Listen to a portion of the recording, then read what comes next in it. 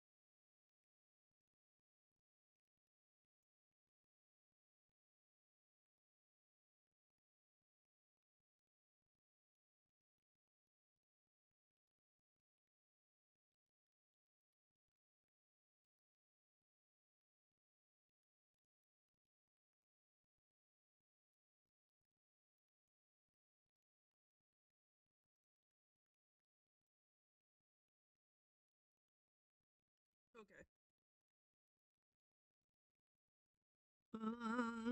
Send help. Alrighty.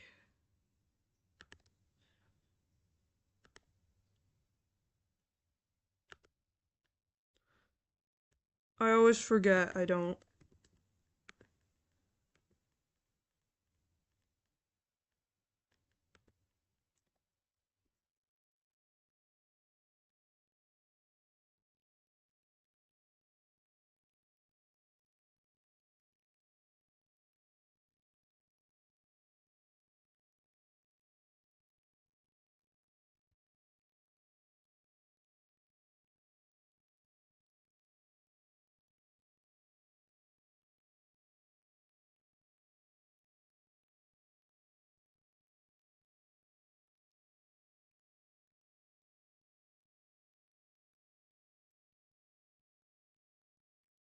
Okay.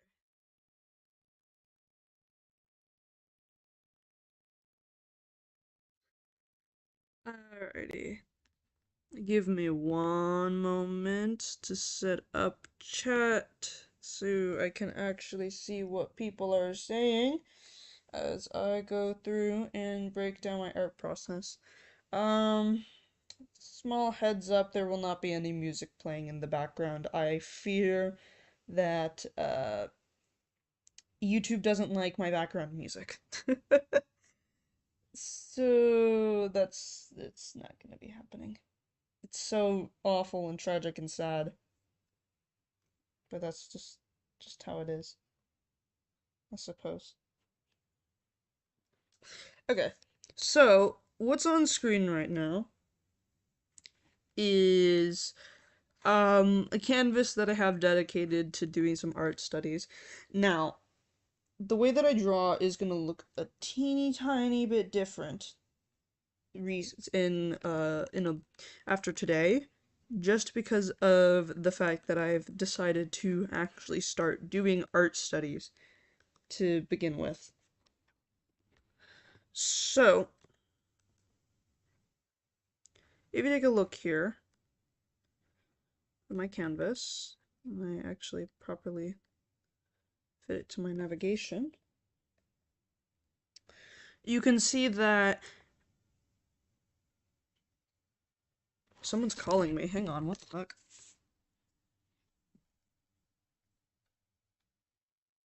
Yeah. Yes. Give me like an hour. Ready.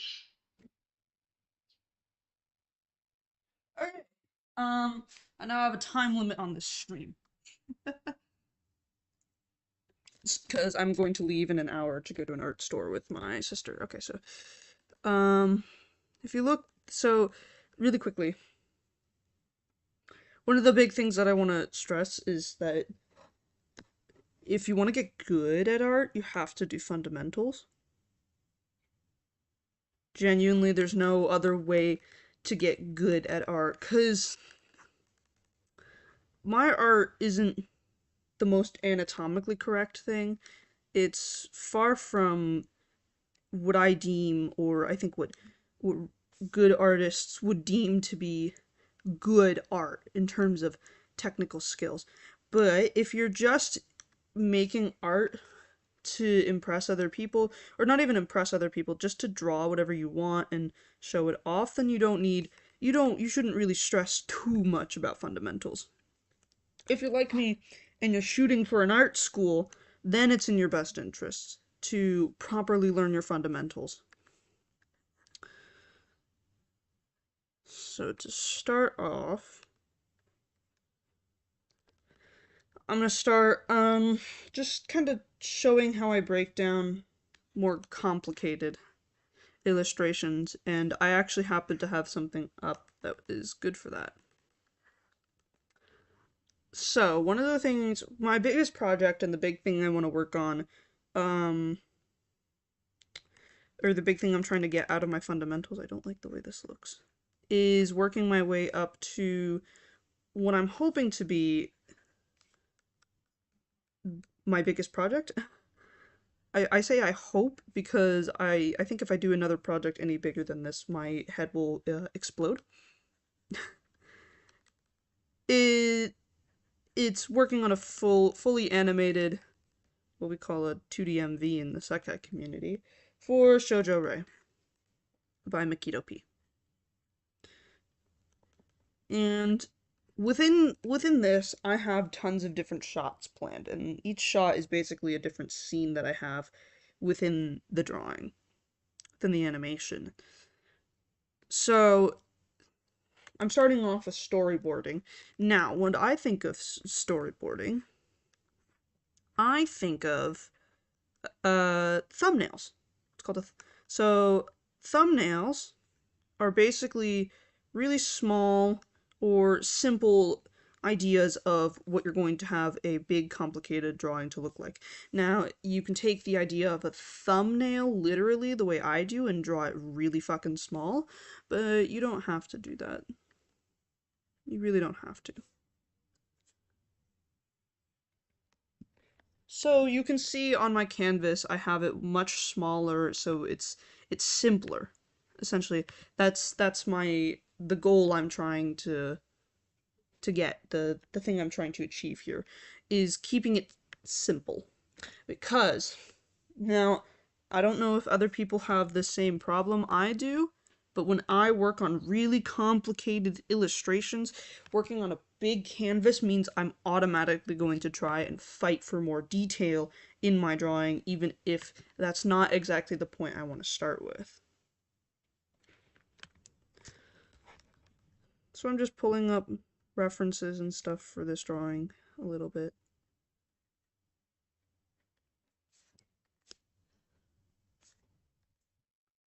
You might be wondering why I'm doing this, and that's because I realized a little late last night that this wasn't stretched enough. This little background piece was not stretched enough for that.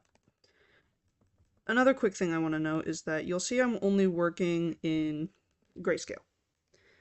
There's a couple reasons that you do this. And that's really what the reason that I'm doing it is to get a better grasp on my values. Now, values is basically what's light, what's dark, and what's in the middle. So we call those a midtone. I don't think that's where it's supposed to be. We call these midtones. It's for the part that's in the middle. So I will show in just a second how you'd go about that and why breaking it down into 3 colors works. Now I'm actually doing this incorrectly because I don't bother sitting down and actually thinking about my in-between values. So if I were to grab my 2 darkest colors here and then pull up my palette and just mix them around a little bit. Oh.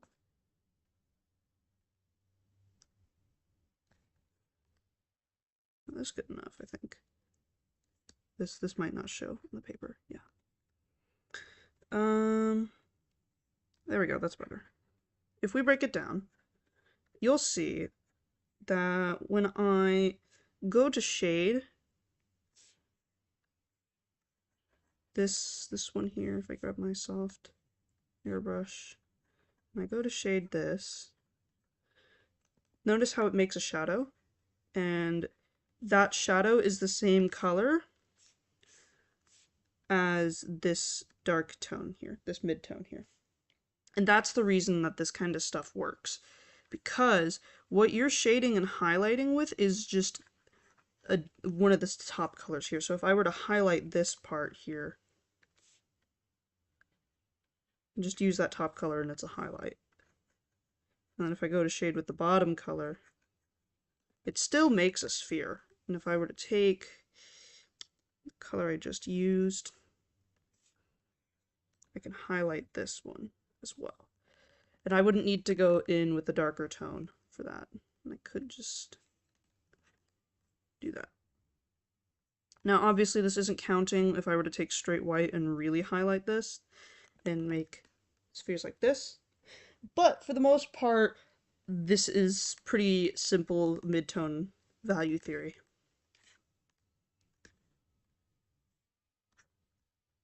That's one of the reasons that I'm doing an exercise like this, and I'm gonna actually cut and paste that because that's a pretty good example of what I'm doing.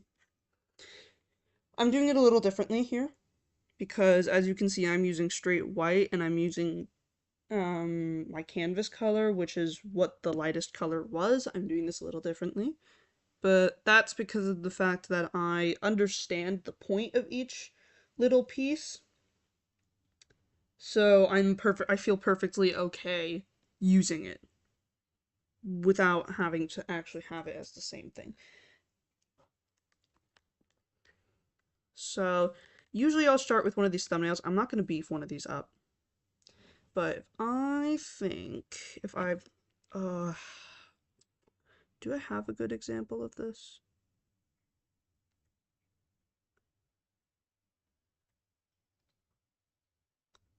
I think I do.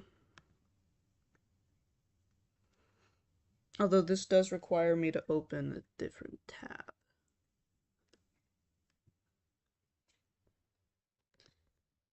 If you go on my channel and you scroll back, if you look through most of my artwork, I think specifically my Wonder Show Miku, and then I swear to God I had a drawing of, oh, I know what it is. This is awkward, but we have to go into my editing software, and you're about to see what the fuck. Sorry, looking through Discord. Saw this monstrosity my friend posted. If I go into my editing software, I'm actually gonna change this.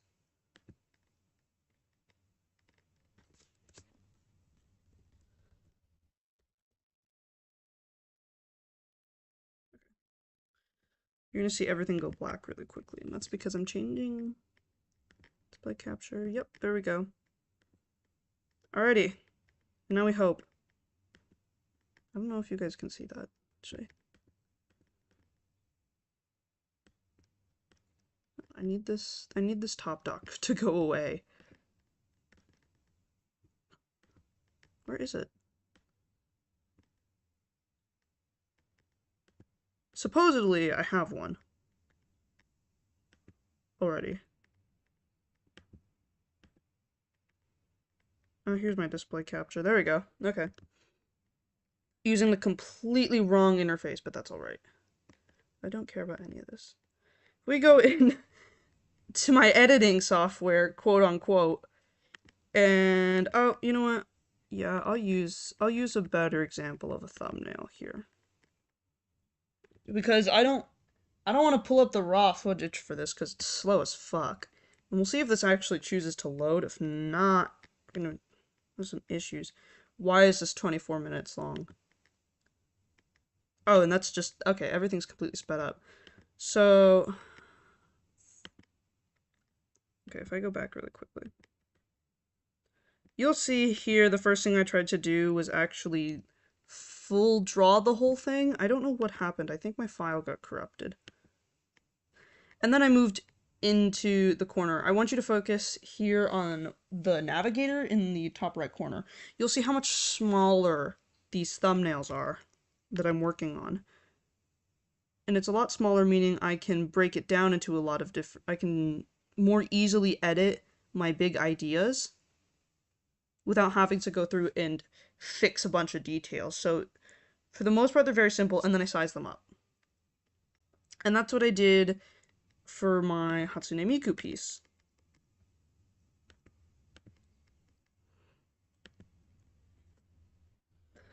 You don't have to do this. There's a couple pieces where I didn't do this. Specifically, well, that's a lie. Because in Nio-san, for one of my more recent pieces, I did end up breaking it down into a small piece. It's just I did that one on my iPad. I really only use a thumbnail for incredibly complicated pieces. The reason that I'm using thumbnails for Shoujo Rei is because it's not really a thumbnail, it's a storyboard. So the point of the storyboard here is to roughly visualize my ideas so I can put them together and line them up with the music and with my audio cues. They don't exist to become full-fledged drawings. They exist to be a marker.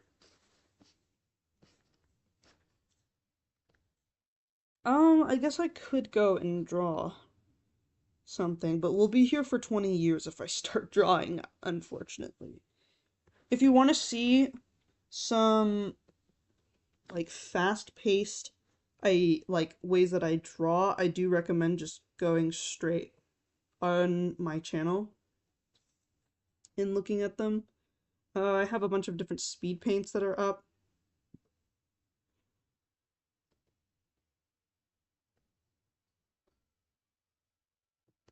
Oh wow, it actually shows my stuff. If you go to my lives, I have... the fuck?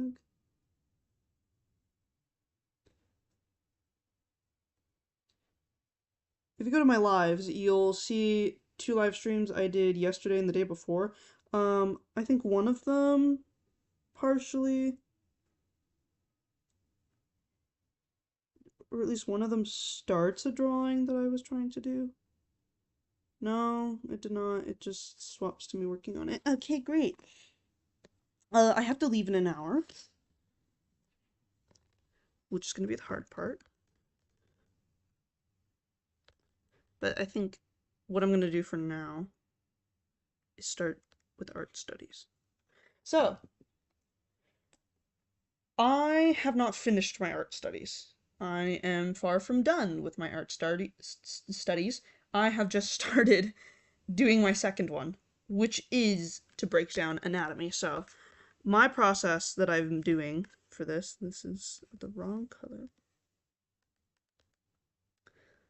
My process for this has been going from perspective to anatomy. So from these boxes here, you can move on to anatomy. At least that's how I'm doing it. I'm doing it, and you don't have to linearly follow this. I did originally put color theory in between my perspective and anatomy, but I feel like that should be saved for later. Really, the reason I'm doing anatomy in particular right now is because it's one of the big things I want to focus on. So really, picking your focuses in art is going to be pretty important. Where the fuck did this line come from?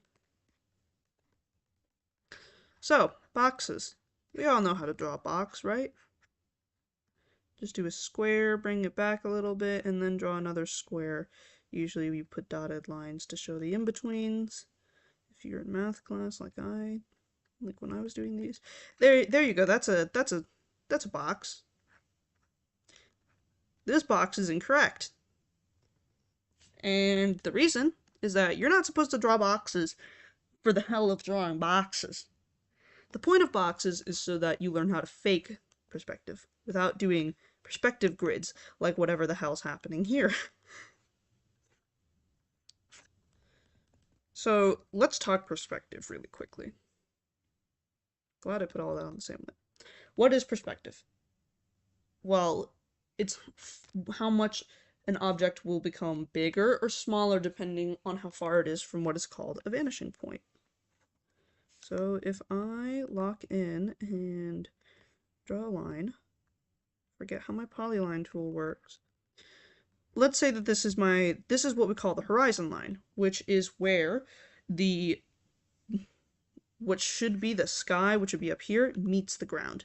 So when you look at a picture of the ocean, you'd find that the horizon line is where the ocean, quote unquote, ends.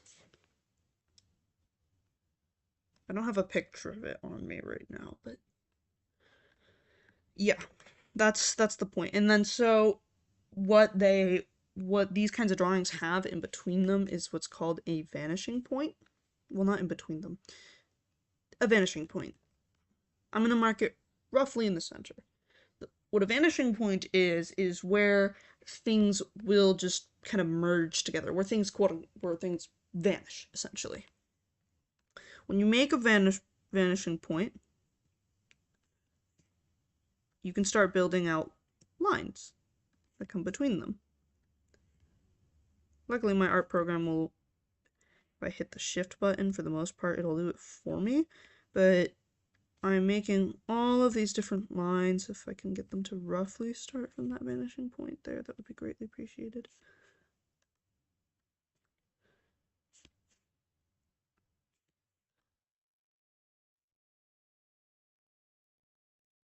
It's a lot easier than it's a lot harder than it looks, actually, to make these points, because I'm such a perfectionist and I have a stick up my butt. So there we go. So these are some of my lines coming from that vanishing point, and you can also draw some on the top, but I don't feel like doing that because it's pointless. Once you make that vanishing point and you draw the lines coming towards the foreground, or towards wherever your focus point is, right here I'm envisioning that my focus point is smack in the middle. There it is. As we bring this box closer to our vanishing point, in the back here, you can start tracing these lines back, and that's how your box will look. So I'm tracing these lines back as they go closer to the vanishing point, and I can do it again. I can do it back here. I can keep going back, and eventually at some point these boxes will become so small they disappear. And I can do the same thing here.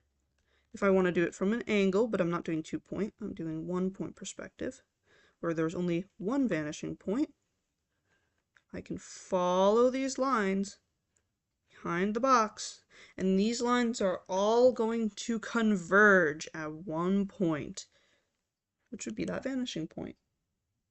And you can keep doing this for as long as you want, but it gets kind of boring to draw out all of these different lines when you're doing a perspective grid. I hate perspective grids. Hate them with a burning passion. So I try to avoid them, which means what I'm doing essentially is avoiding perspective entirely and doing things from front on with very little perspective. I think the drawing I had with the most perspective, quote unquote, because I didn't really draw that perspective, would be my Living Millennium art. Now the reason I say quote unquote perspective is because I just traced over a picture in order to get this hand and this foreshortening and everything. That's how I achieved it. I just traced over a picture, like an actual photo picture, not someone else's drawing, obviously. I kind of traced over the picture, and then I changed things around to more closely match the pose that I ended up having and finishing the picture with. However, it's in your best interests to learn how to do it yourself just from your own imagination. And the reason why is because sometimes you don't get lucky and you don't find these reference pictures. I actually wanted to do it completely differently, but I couldn't find a reference picture that closely enough matched what I had in my head, so I kind of gave up on that original idea. Now, how do we learn how to fake perspective? How do we fake the idea that we know tons of perspective and we can just do this off a vanishing point? Well, the easiest way is to start drawing from common angles and perspectives. Enter boxes. What's different about these boxes is that these lines will all converge at some point in the drawing. So if we look at this box that I have going on here, all of these lines are coming to their own individual vanishing points. Well, not individual, but if we break these apart and I grab some red, these three are all going to one vanishing point. These three lines are all going to one vanishing point. And these three lines are all going to one vanishing point. If we look here, this is 2-point perspective, meaning that it's not, there's no third point that it's converging to. If there was, these three lines would all be going towards this vanishing point. These three lines are all heading to their own individual vanishing point, even though it's a little different from what I had before. And these three lines are all going to the vanishing points. So these boxes, all of the lines are headed to their own, these little groups of lines that are all going in roughly the same direction are all converging at a single point. Now what that point is, you can change. I can't remember the exact name of these boxes, of this box exercise, but the idea that was supposed to be made was drawing these boxes in common perspective angles. So, if you look here, oh wow, I'm noticing a lot of mistakes in these now that I've had a good night's sleep and have been drawing boxes more. These 16 boxes are all converging. While this one has no perspective because it's from straight on. If it's from straight on, you won't see any perspective because what's happening here is that the perspective is coming to the back. Like that.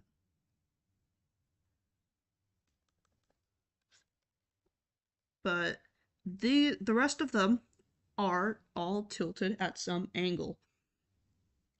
These top boxes are being rotated just across the side. They're not going up or down. And then these boxes here are all being tilted down or up, whichever way you choose to view it. Then these boxes are all in-betweens. So I'm taking this top box here and combining it with the same angle that is down here. Now, there's different kinds of perspective. This is difficult.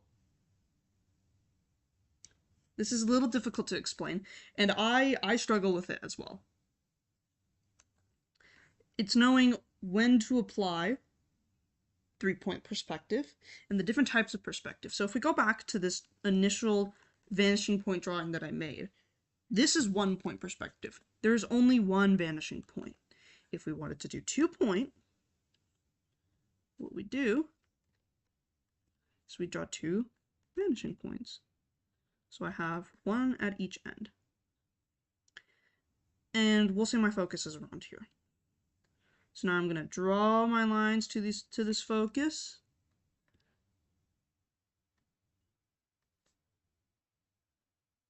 Something like this. And I'll draw one more for good measure. So there's one. And if I bring these lines even further out, you know what, maybe I should do that for both of them.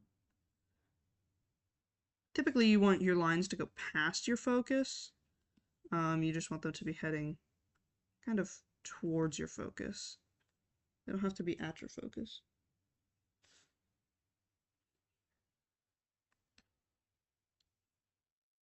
So I'm just drawing perspective lines. They don't have to be exactly at the vanishing point. This looks completely crazy and awful, doesn't it? But actually, what you can make out in between these is if I change my focus a little bit. Normally these lines are all supposed to meet up at your focus, but that's clearly not happening because I suck at drawing perspective grid lines. But I'm good enough at making them up. You can see here that these lines are converging to this vanishing point, and if I can draw correctly,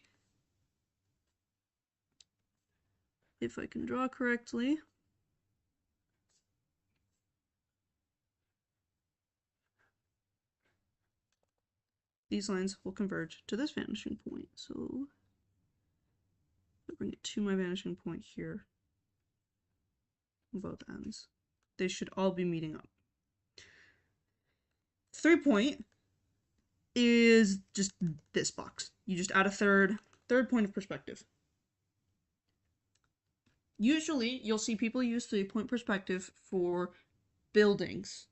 So if your character is on the ground in a building, you'll see they have one vanishing point back here, probably coming out here.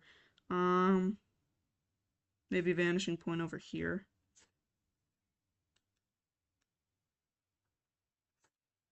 So it's really big here, but everything else gets smaller over here. And then they throw in the third perspective point, which is all the way down here, the third vanishing point. So now their characters around here and all the buildings are going around them and getting smaller and smaller and smaller, and they're all being pushed in different directions.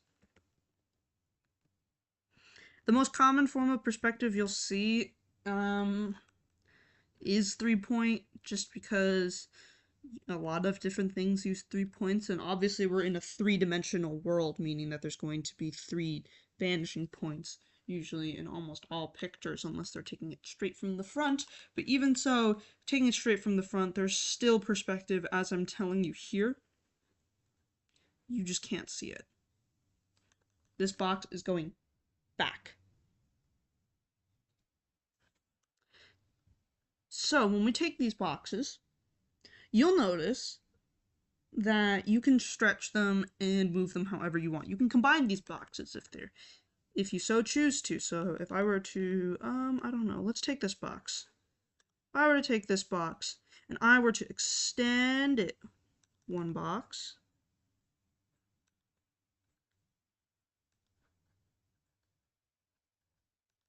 now I have a rectangle.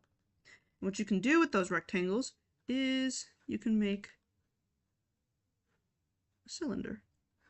So if I just draw some circles here and I draw this back point here and have it line up my little point there,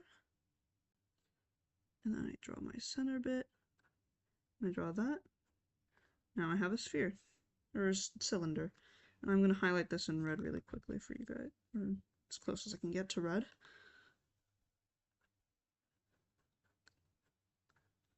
You guys to see. There's my cylinder. Difficult as hell to see. That's because I'm using a shitty color on top of black, which is impossible to see through. Now what can you do with these cylinders and these boxes? You can start building bodies. I am kind of stealing from PCAT here. PCAT's a lot better at explaining things than I am. But once you start being able to build out bodies, then it becomes a lot easier. And I'll actually show you a quick exercise that I use to build out animal faces. Because it sucks. It's difficult to build out animal faces. So I'm going to think about, what animal have I never drawn before? That's the hard part, finding an animal I haven't drawn. I'll use a rhino. Actually, that's a terrible example. Yeah, I'll still use it though. No, can I just get a picture of a rhinoceros? I don't want to go to some 3D printing website. Here we go, this is good enough.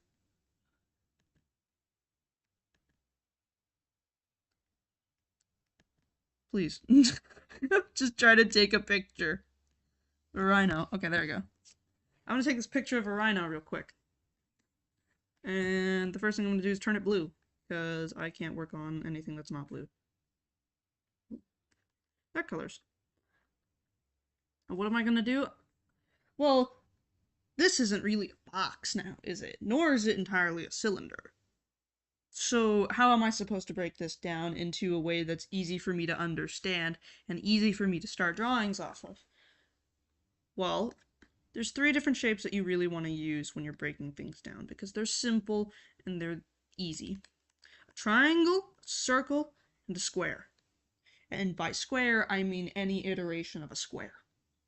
And by circle, I mean you can use a whole ass oval if you so choose to. So, I'm going to start looking for different points on this rhino. I see a big cylinder that or big oval I can use for the neck here. And for each shape, I'm going to switch color. So I'm just going to pop a color palette down really quickly. Oh, that hurts my eyes. There we go, that's a lot better. I see an oval here. I see another oval coming just about here. Maybe a little more. And within that oval, I can start designating different shapes. I see a triangle with a circular bottom, but we don't have to do that. And then for the ears, I'm going to keep using this blue. I see a triangle and two more triangles stacked on top of it.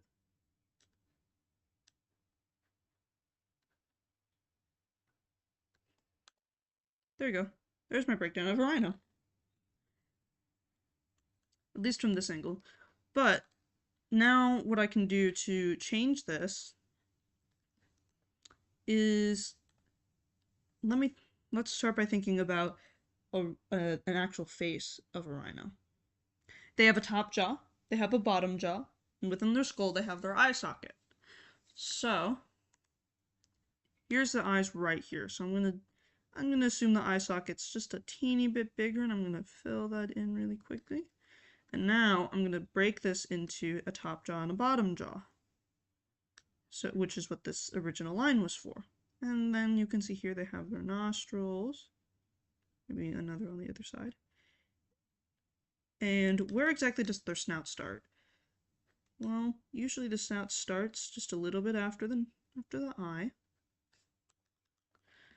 So that's kind of how I'm going to break down a rhino's face for now. Once you start doing this, usually I grab a bunch of different pictures of an animal and then draw them from a bunch of different angles, but I don't think I really need to for this because I've done it so many times that it's pretty easy to break down. Usually what I do is I just draw a circle, I draw a smaller circle, some lines to tell me where exactly everything else is placed on the face. Usually I draw those lines before the circle, and now I just start connecting random shit. There is a small rule in art that I don't follow at all because then it creates what I call same face syndrome, that you should have at least one eye. You should have one eye between two eyes, but I don't do that because I don't really draw head on and I'm weird. At some point you'll do this enough to where you can just freehand it the way that I do, depending on the drawing. For human faces, I don't even try that. I don't even want to attempt to do that because human faces are so complicated that they have their own portion of art studies that you do within your anatomy studies. Introducing the what the hell's his name head?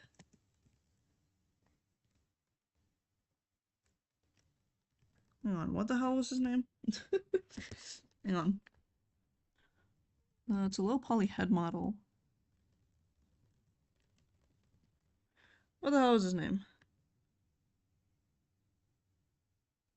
What's his name? What was his name? It's a very, very specific head that people use to break down the face. I can't remember his name. Hold on.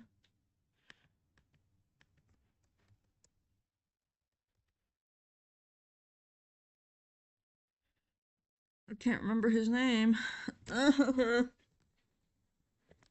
It's a God. I think I have it pulled up on my phone. Hang on, let me look. What the hell was this? This is stupid head's name.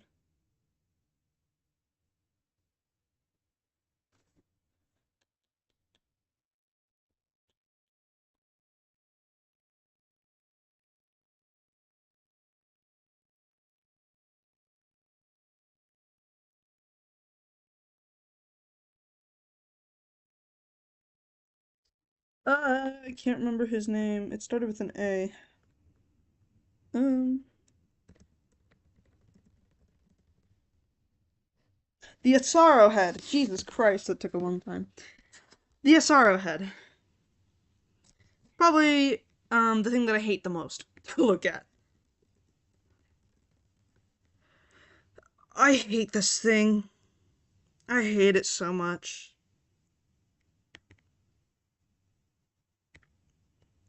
What is the point of this? You'll see when I pull it up. It's to master the different millions of fucking planes within the face. Ugh. When you make a head, and one of the big things that comes with the human face being so fucking difficult is that there's tons of different points within the face that go in different directions. Now, the point of the Asaro head is to break it down into different planes. You actually use this more so for shading than you do for anatomy, but it is still really important to learn and look at this thing for anatomy purposes so that you can skip having to look at him for for when you do lighting. It breaks down which planes of the face. This is doing top light here, so the light source is at the top, and coming from I want to say coming from slightly in the front. You'll notice that these parts are all darker, and that's because they're pointed downwards. While the rest of these are front, these are going to the side, obviously, and so are these guys. They're all kind of not facing towards the front, and these guys are pointing straight down, and this is this one. And then there's the curve of the neck and the ears and everything. It's a lot.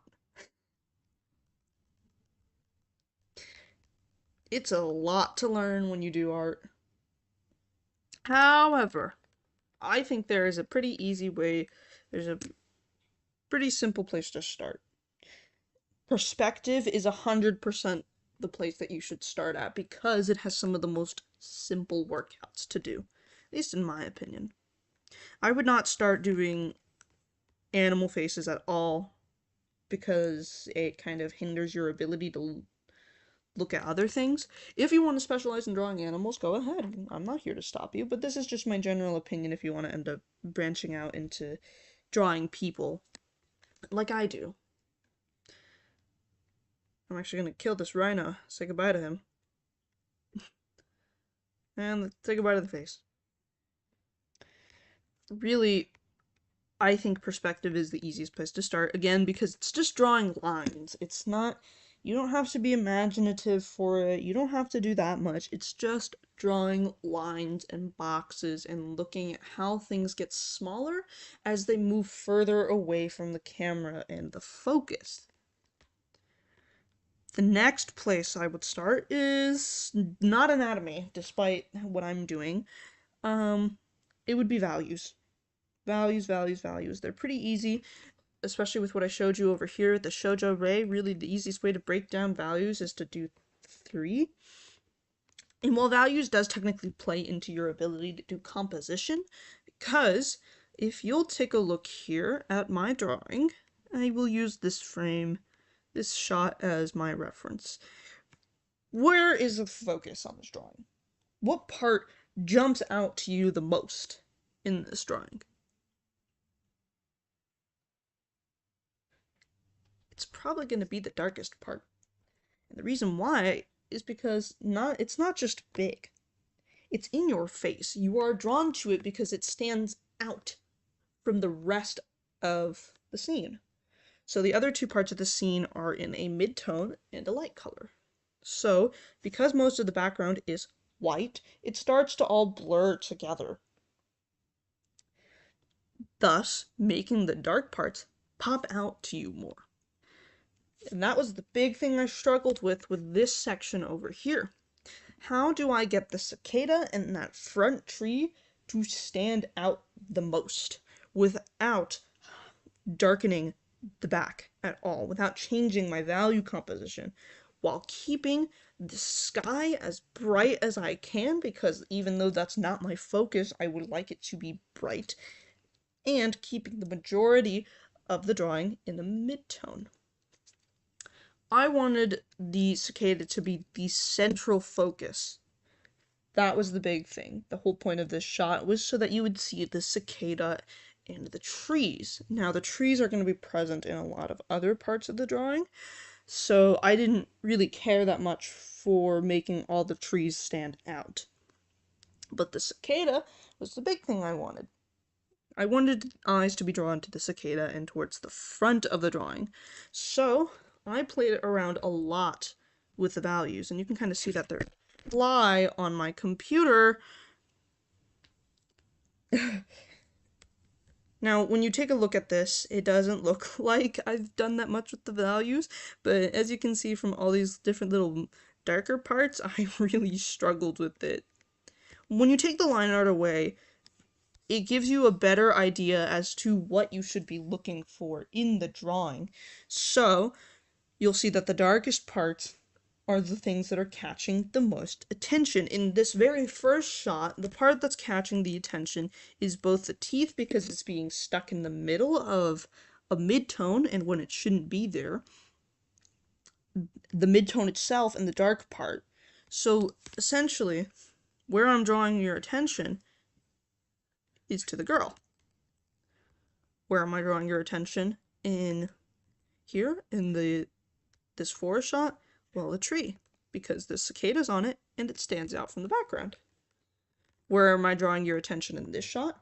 Well, to the train stop, because it's the darkest part, and there's no other part that stands out like it.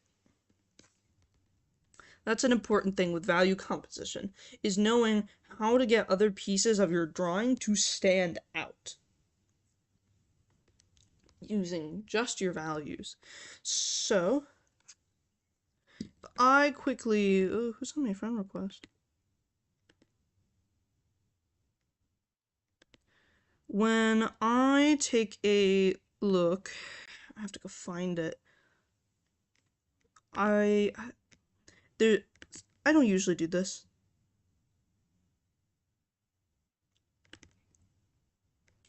I don't usually break down value charts at all, because I hate making them. That's what I call them, value charts, where I go over the thumbnail and just roughly plan out my values. I don't do it as often as I should, because I'm overconfident in my art abilities. So, okay, there we go.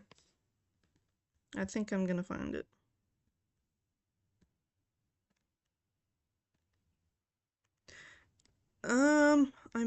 No, I don't want to use this drawing because it's not a complete one. Okay, here we go. Really awful. First time I've ever done one of these. Say hello to, the values of the thumbnail for my Miku drawing. Yeah, it's bad.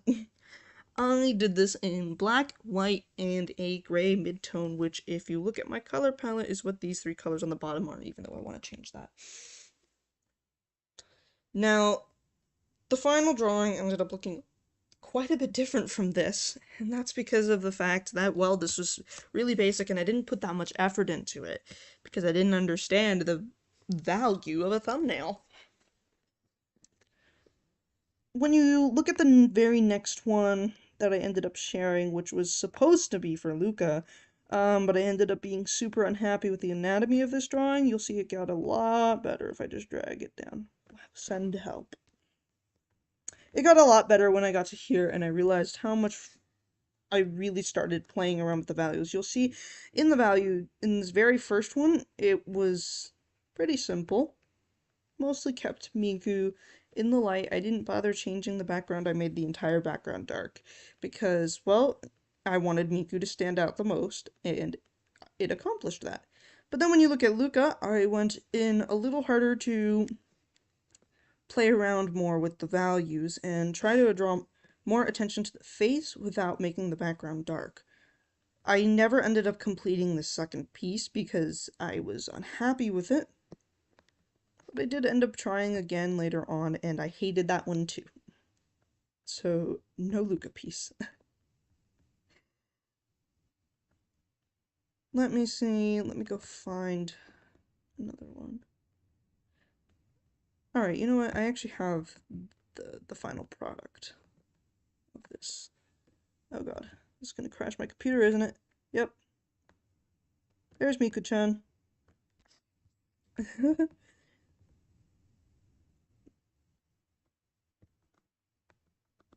There she is. Not my best work. Far from it. It was okay, but I think that it did a great job of proving how my art study ended up working. How I went from values to a final drawing. The speed paint for this is up on my YouTube channel. So if you do go and click off, it is also up on my TikTok if you don't want to sit around for 22 minutes and watch someone draw Miku while you hear Wonderland Showtime covers going in the background. You don't have to watch that. You can always just hop on over to my TikTok because it's easier. But it did take a long time, and it did exactly what it was supposed to, this drawing. I think I would never have been able to make a drawing that was as visually clear if I had never done this value chart. And you can kind of see it in Niall-san, how much I struggled with my drawing of Niall-san. I have it pretty close here. I think, methinks, there it is. In my drawing of Niall-san, I did not at all go through and properly plan this piece out. Therefore, it ended up taking hours to do. And I'm not exactly incredibly happy with the final product. What Niall-san was more supposed to be was a color study. If I pull up the canvas for Niall-san, assuming my computer chooses not to crash, because this file is huge. I started working on it before my Living Millennium print, I think.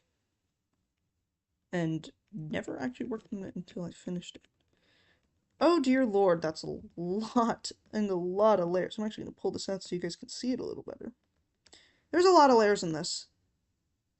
And that's kind of the point. This was a very experimental study. Shit, was this supposed to be my grain texture? You know what, I never ended up using it. That's okay. Let me quickly break down Niall-san for you. So, oh god, how am I going to do this? Oh yeah. Oh yeah, Clip Studio is going to crash. There we go. Oh, this is scary. I live in a perpetual fear of my computer crashing. Here we go. It's probably the most basic I could do it. This was what I started with the Niall-san. This grayscale drawing. Grayscale colors. And then what I did, if I can find the proper layer for this, was I set an overlay. I just took Mafu's color palette. If I can go find my line art layer, that would be greatly appreciated. There it is. There's my line art layer. It looks like shit, and that's because of the fact that there's no other colors on it. It only looks good when you turn all the layers on. Afterwards, I did an overlay of this and realized, holy fuck, those colors are ugly. So then I made a color layer underneath it. And then I did the eyes. The eyes have no special colors and nothing like that. Afterwards, you can see that I did the lighting for this. And really what this lighting is just a bright color. It's set to add glow. And underneath it, there's another color. And then I just did the color of the change on the barbed wire in the background and added some stuff to make it stand out. Next up was the balloons, and these are all blurred so that they kind of blend into the foreground a bit more. Looking at this, I really want to point out the fact that for Nileside, when I was doing these values, if I take off these guys, I'm going to leave the eyes on because it looks cursed without the eyes. But I'm going to keep the liner on as well. You'll notice that Mafia is the only thing that has a mid-tone, besides the very background parts that I did want to stand out a little bit, because it added more visual clarity of where I wanted you to look. Mafia is the only thing in this drawing that has a clear mid-tone. And that's the point. I want the foreground to be light and the background to be dark, so that anything with a mid-tone pops out. Now if we go back and turn all these layers on, it'll be a little easier for me to break down. Methinks. Oh my god, please don't break. Please don't. Please, please, please don't break. I need you to not break. Alrighty. I think I turned all the layers on. I did not. Alright. All the layers are on, including my signature. It got really cluttered in the end, this drawing, but I still think I did a good job of making Mafiu the main focus because of how much contrast is going on in her hair and in her clothes and everything like that. That's the big thing. It looks so much more saturated on my iPad. Wow.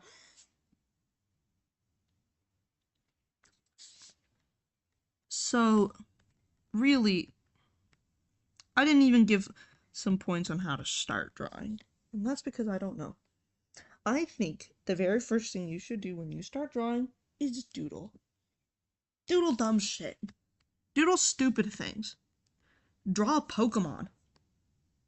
Something like that. Anything like that.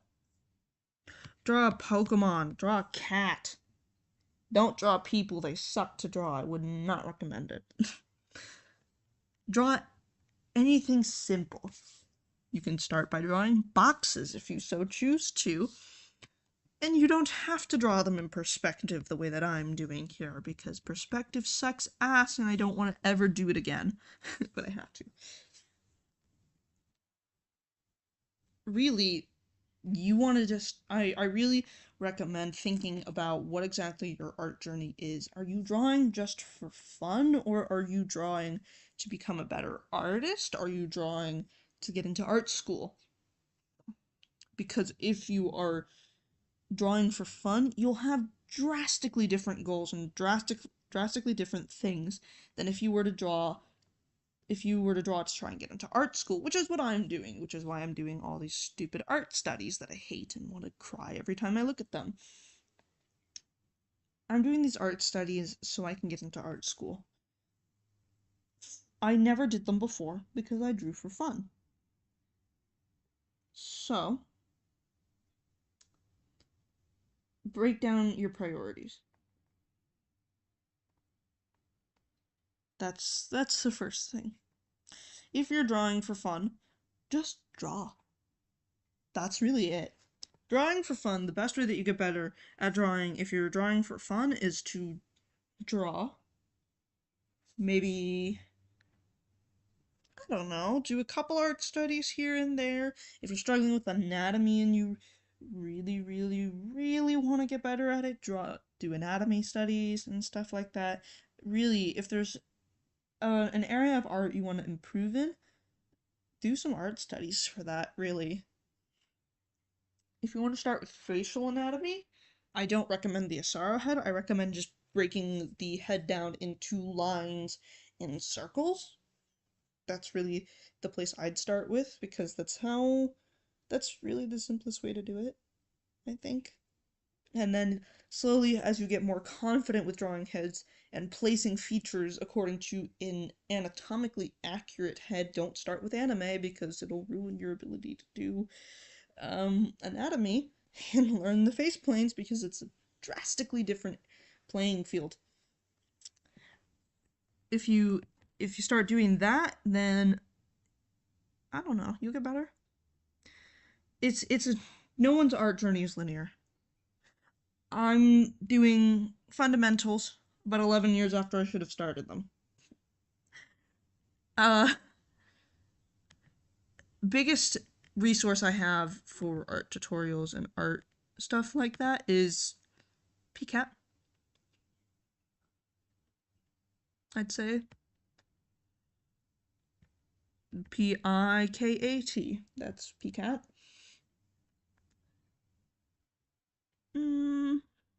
I'm trying to think.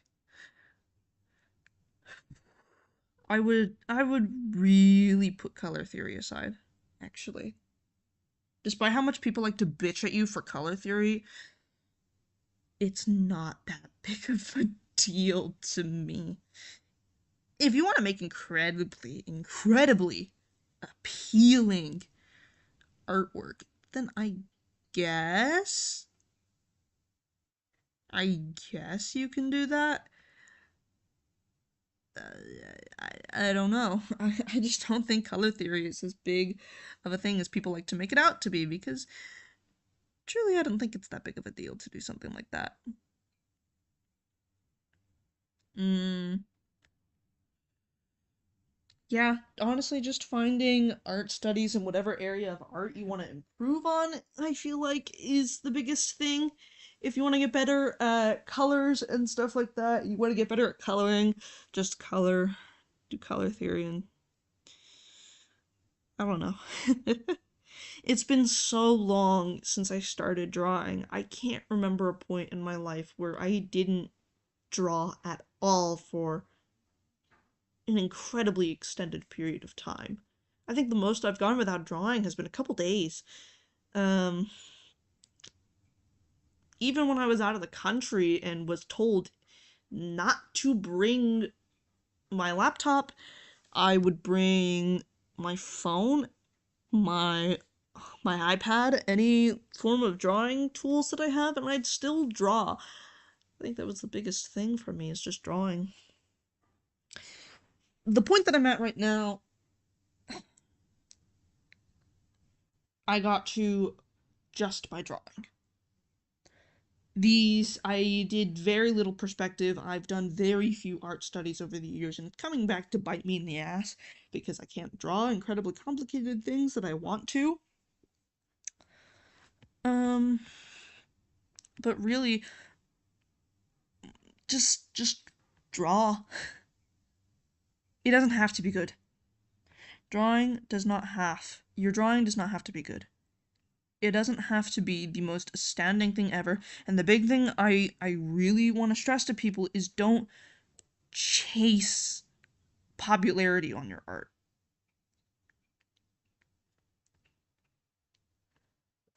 It'll completely ruin your ability to your desire to draw. That's just how I feel. Once I once I started posting on social media and desperately trying to I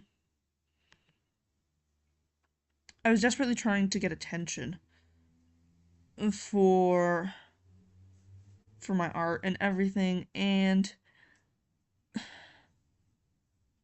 it really ruined my experience of drawing.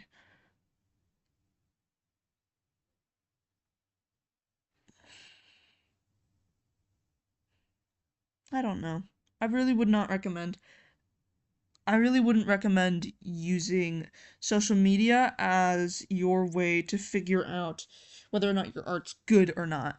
And quite frankly, I wouldn't focus on your art being good, again, unless you're trying to get into art school the way I am. Alright. I feel like this wasn't a very productive stream, and that's because I didn't have a clear line of train of thought for this. But if you want to see someone who does actually have an idea of what they're doing because she's taken art classes, again, I recommend looking up PCAT. P-I-K-A-T. I can't spell. I will be offering critiques, so if you do know any of my social media, you can DM me some of your artwork and ask me to critique it, because while I'm not the best at critiquing, I still feel like I have enough knowledge to offer at least a little bit of valuable insight on your drawings. So if anyone's really interested in getting a critique from me, you can just go ahead and DM me anywhere over on maybe Twitter. You can go DM me on, you can go reply to one of my posts on Tumblr. I refuse to open my DMs on Tumblr because people keep sending me shit. Or you can, hell, even go into my Straw page. You'll find pretty much everything. You'll pretty much find everything under Slug's Artist. It's the same handle I use pretty much everywhere,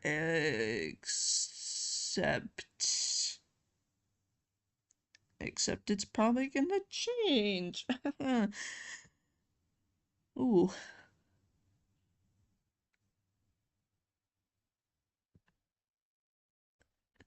Um,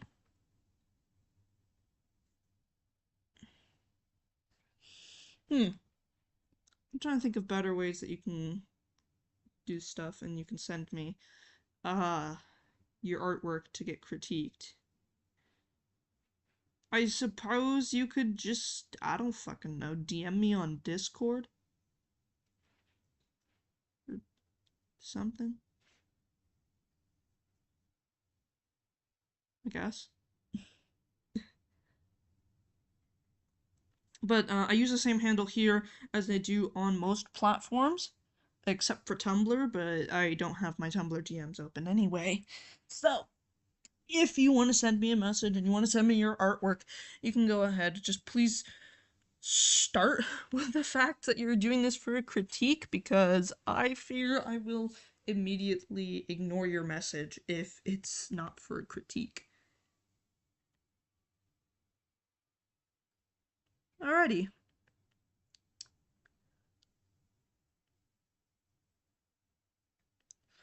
So that'll be it for now.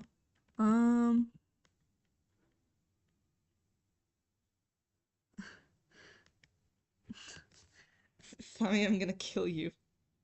I'm gonna kill you. I hope you know this. I hope you know I'm gonna kill you. Okay.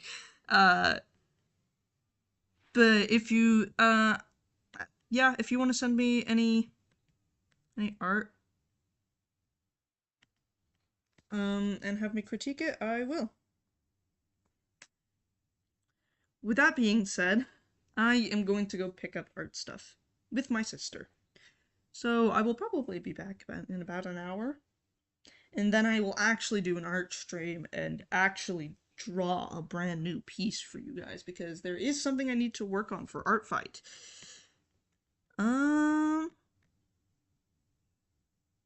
Yeah. So I will be back. Hopefully. Okay.